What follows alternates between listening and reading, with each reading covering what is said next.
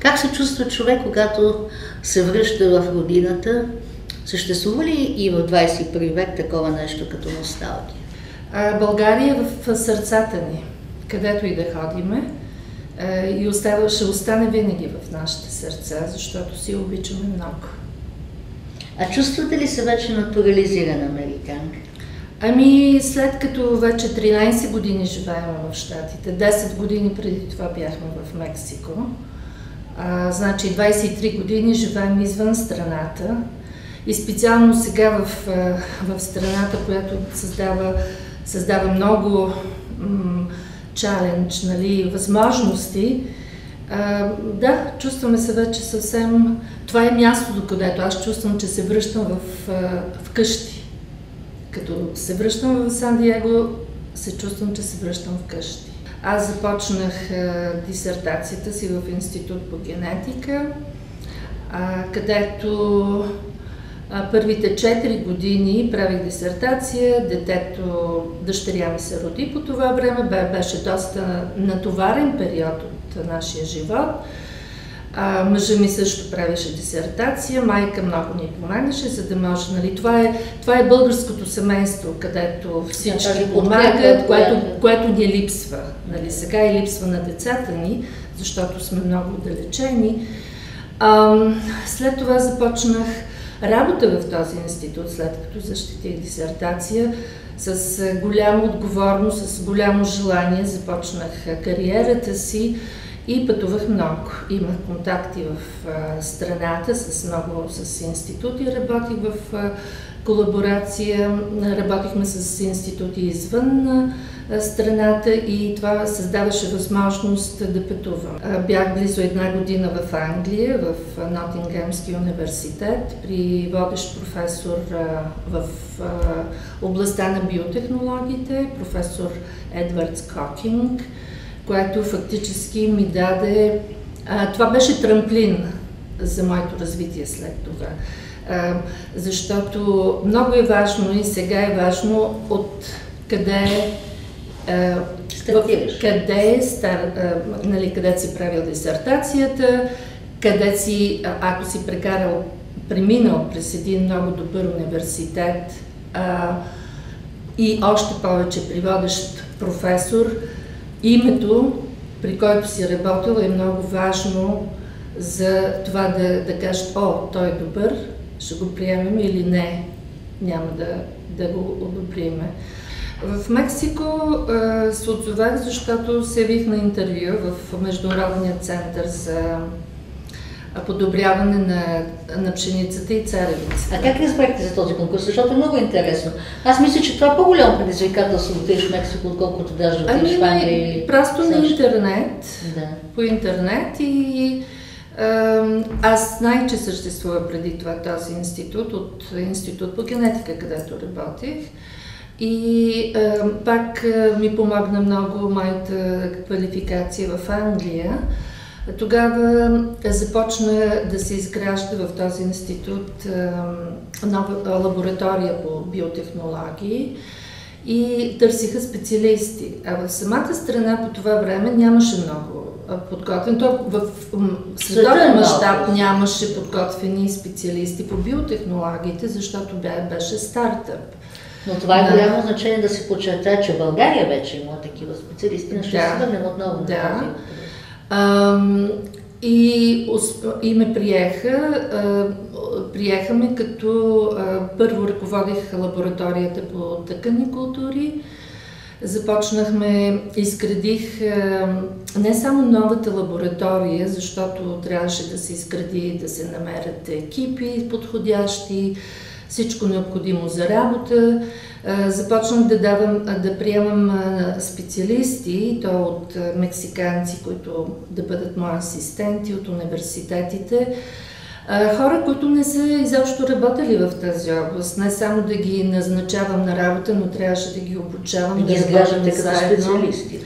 Работих много, много рано. Децата по това време бяха малки, ходеха на училище, трябваше да ги изпращам рано сутрин и понеже това е международен център. В кой град? Той е на 45 км от Мексико Сити, Мексико града. Града се казва Текскоко, където се намира този Аз съм била в Толука, знам, че ви доста солиден. Това е един от 13-те центрове, които са разположени в целия свят, принадлежат на това е консорциум за развитието на селското стопанство, в който централата е в Световната банка в Вашингтон. Това са 13 центрове, които са разположени в различните части на света. Те децата вече бяха в Щатите, когато ние решихме, че проектът вече излезе от ерията на науката, нали, в който аз работих, и тъй като децата бяха в Щатите, и ние решихме, че е време да направим някаква промяна в нашия живот, и най-вече в аспекта, в направлението, в което аз работих, започна това новото направление, което е биофармацевтика, което на мен ми беше много интересно и исках да бъда задължително, исках да бъда включена в това направление. И се преместихме в Щатите, започнах работа. Най-напред за това, което ме попитахте, за шока, който имаше, културният шок беше много голям, защото първо работех в институт, който за развитите страни създаваше продукт, и просто в всички работещи там ни беше, че ние работиме за developing country, за развиващите се страни, за бедните, да им се създаде, да дадеш, да се казва, хляб на бедните.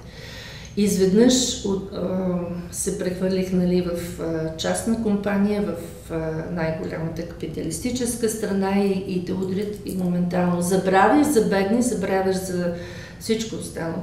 Работиш за това, което компанията изисква от теб. Това е ново направление, в което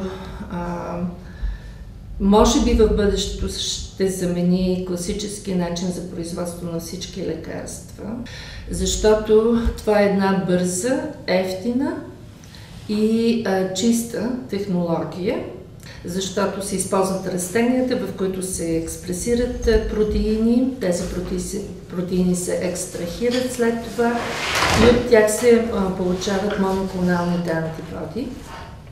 Те са основата на имунната система. Не само, че ги произвеждаме моноклоналните антитела, но се прави коктейл от 3 или 4, най-вече 2 или 3, ние за сега сме включили само 3, които моноклонални антитела предпазват, в комбинация предпазват за определено заболяване. И третото направление, тъй като е много бърза тази технология, в рамките на 3 месеца може да се получат антитела и да се предпази от специално заболяване. Тази технология е много подходяща за борба срещу биотероризма и тези инфекциозните заболявания, както да речем птичия грип, който беше много тревожен преди 2 години. Сега се върнах от конференция в Италия, в Верона. Бяхме всичките специалисти, които работят в това ново направление, защото това е ново направление, не е още, голямите фармацевтични компании още не са го приели, още не са видяли предимството или не биха искали да видят предимството на новата технология. Могат да не искат, защото десетки лекарства ще излезат от употреба.